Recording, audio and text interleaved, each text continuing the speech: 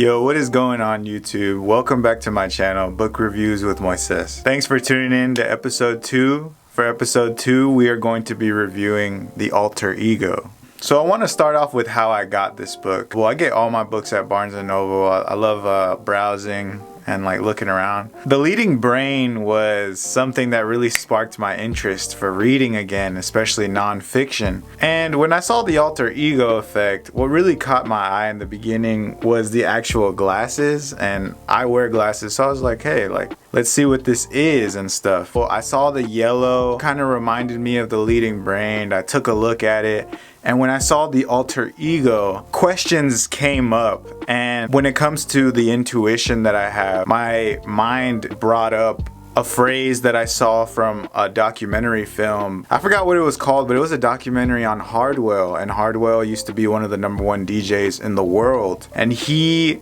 would talk about how Hardwell was his alter ego, but his real name was Robert, and he would show up as two different people. Robert was one person and Hardwell, the #1 DJ in the world, was another. What's this book about? Guys, this book, first of all, I really want to acknowledge the fact that this book had such an impact on my life on a very personal level. This book is essentially a piece of a puzzle to my very own psychological framework. The whole idea of this book, The Alter Ego, was something that I had already been doing. This book shows you how to develop your very own alter ego, and it can be for absolutely anything. You can create an alter ego for absolutely anything to be able to show up as any person you desire in any given situation and or event or circumstance. And I really do have a lot of admiration for this book. This book really not only opened my eyes, but opened doors that were always there in my life. It just shined so much light into the actual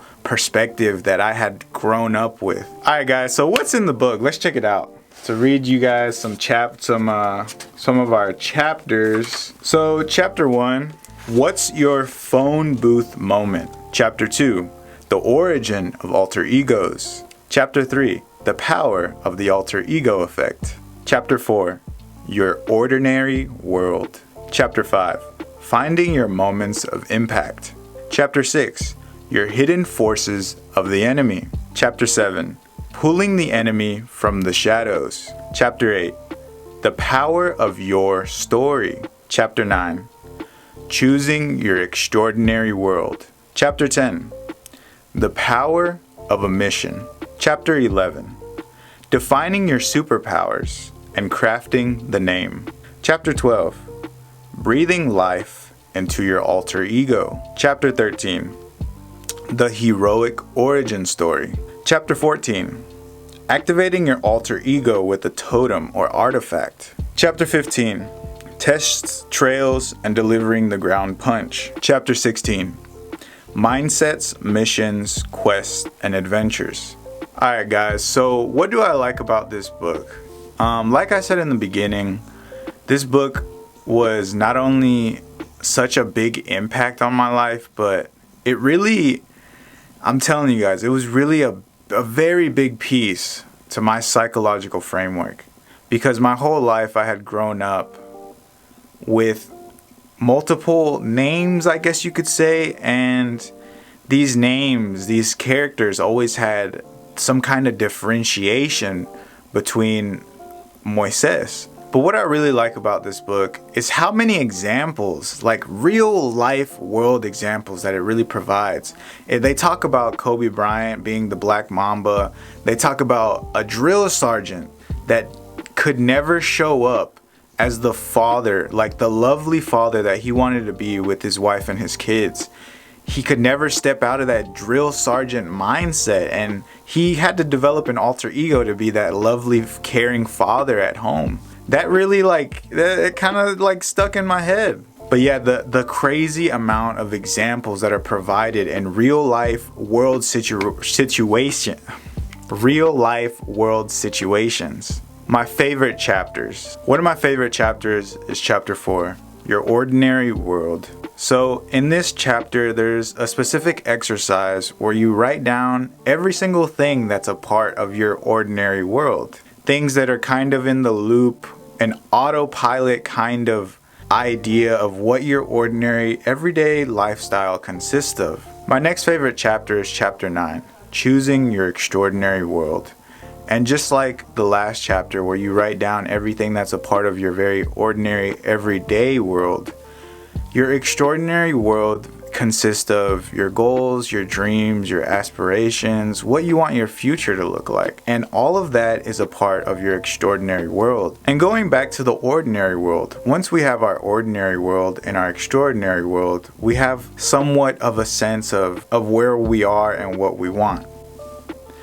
And this book helps you create an alter ego to get from your ordinary world to your extraordinary world. My next favorite chapter is chapter 14, Activating Your Alter Ego with a Totem or Artifact. So one very big example that I'm going to give is this. When I put on these glasses, I turn into Moises. Moises is very professional. Moises doesn't bring his emotions to any workplace or setting. Moises is very understanding. These are all attributes that I fill in my head in a sort of psychological framework. This is my alter ego. And I use these glasses as an artifact, a totem, a key, that when I put these glasses on, I turn into Moises and I act like Moises. And I'm embodied by Moises.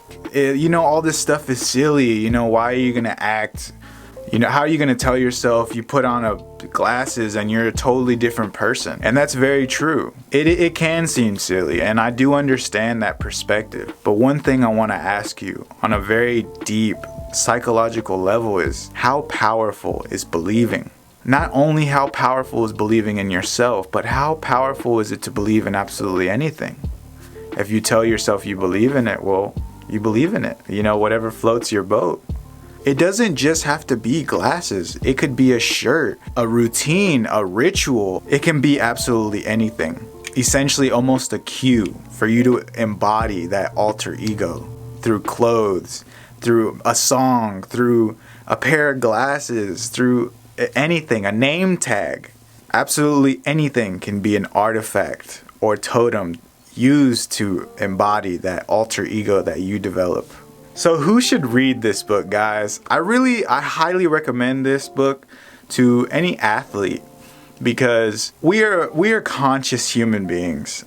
You got a big game coming up, but you start feeling self-conscious. You start to doubt yourself. But if you develop your very own alter ego, so you know how to show up on that field, that stage, wherever you show up, I promise you will be successful if you develop your very own alter ego, so you know exactly how to show up on that field or on that day of the big game. You leave your person on the sidelines and you embody that alter ego that can be constructed in any which way possible to your demand. Also, I recommend this to people in business. Some people don't know how to disassociate themselves from their emotions when it comes to business. And I used to struggle with that. Used to show up with my emotions to work. And I said, enough is enough. My emotions do not belong here. My emotions do not belong to anybody else. They belong to me. But yeah, anybody else that feels like they can't show up the way they want, if you feel like you can't show up to be the person that you want to be, this book is for you. Because absolutely anybody can develop an alter ego. I believe anybody can develop an alter ego of their very own. Are you interested in reading this book? Let me know in the comments down below. And I'll see you next week for book reviews with Moises.